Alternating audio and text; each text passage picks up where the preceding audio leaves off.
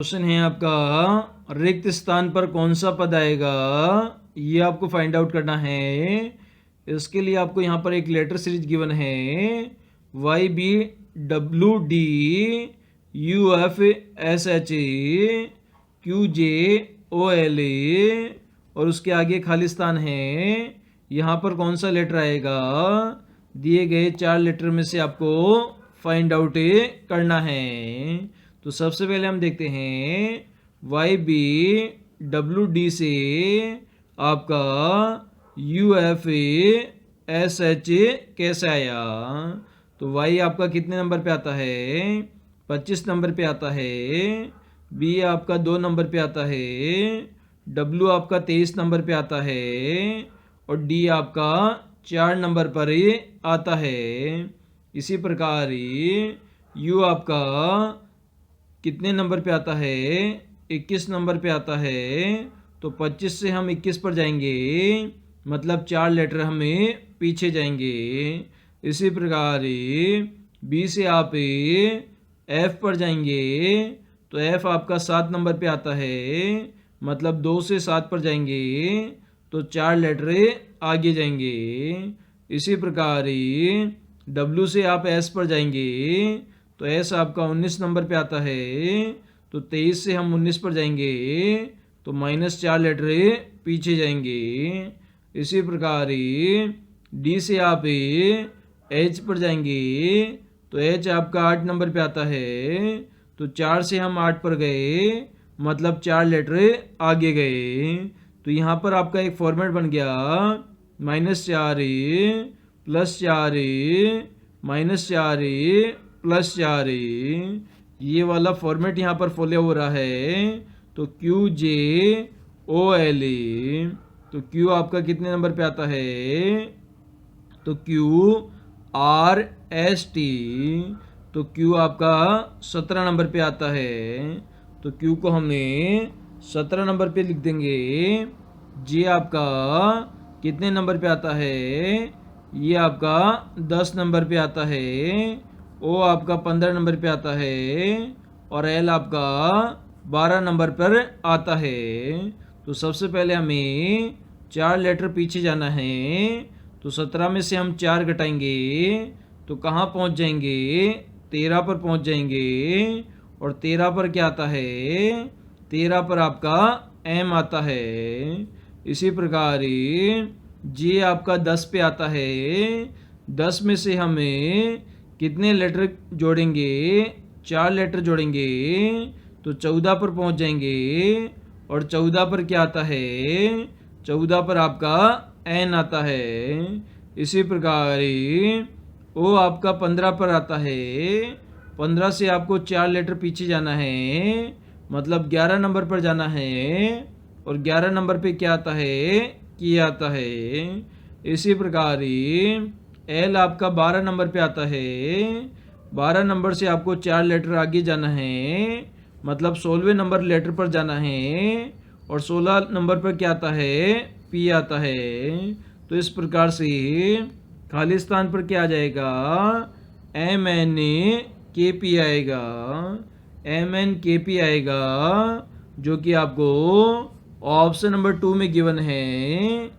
तो option number 2 हमारा इस क्वेश्चन का आंसर ये हो जाएगा। डिस्टेंस और डायरेक्शन का आपका क्वेश्चन है। एक आदमी किसी स्थान से 5 किमी उत्तर दिशा की ओर चलता है। तो इसके लिए आपको दिशाओं का नॉलेज होना चाहिए। इधर पूर्व दिशा होती है, इधर आपकी पश्चिम दिशा होती है, ऊपर आपकी उत्तर दिशा होती है, और नीचे आपकी दक्षिण दिशा होती है। तो सबसे पहले 5 किमी उत्तर में हमें चलना है, तो उत्तर दिशा ऊपर की ओर होती है।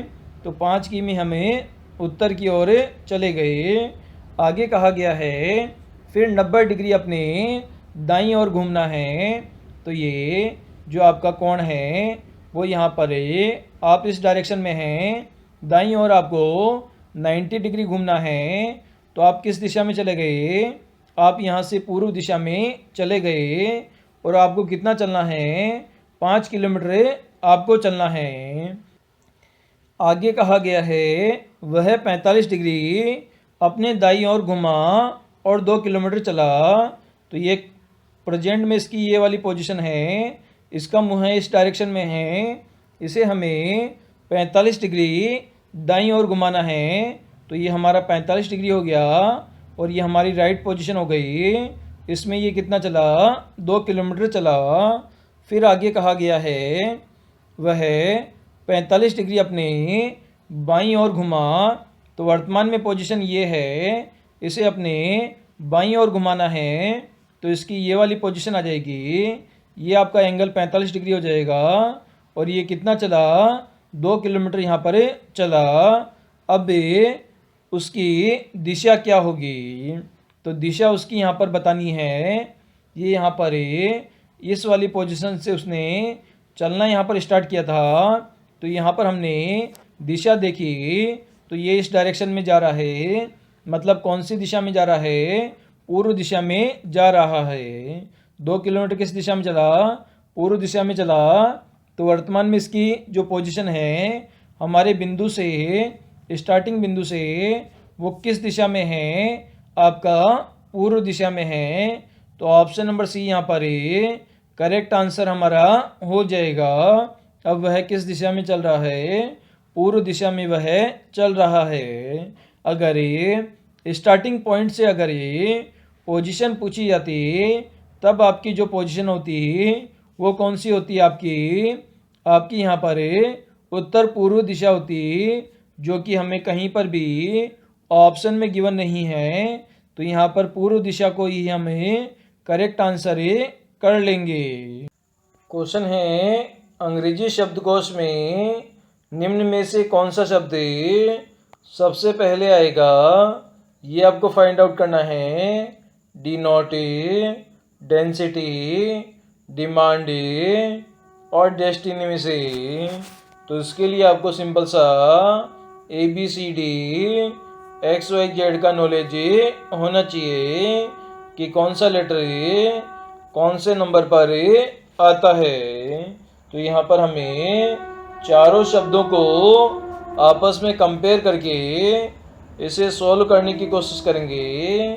तो डिनोट में पहला लेटर D है, इसी प्रकार डेंसिटी में भी पहला लेटर D है, डिमांड में भी पहला लेटर D है और डेस्टिनी में भी पहला लेटर आपका D है। तो पहला लेटर क्या हो गया, D हो गया। अब हम यहाँ पर सेकंड लेटर को कंपेयर करते हैं।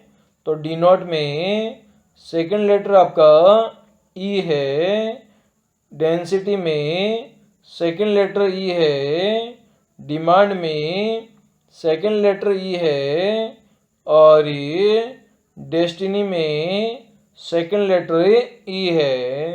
तो जो E है वो भी यहाँ पर सब में कॉमन है। अब यहाँ पर हमें तीसरे लेटर को कंपेयर करेंगे।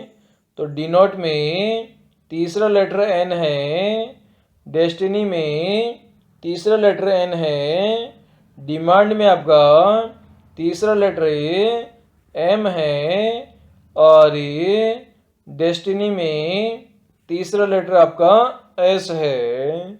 तो आपका यहाँ पर N यहाँ पर 14 नंबर पे आता है, M आपका 13 नंबर पे आता है और S आपका 19 नंबर पे आता है।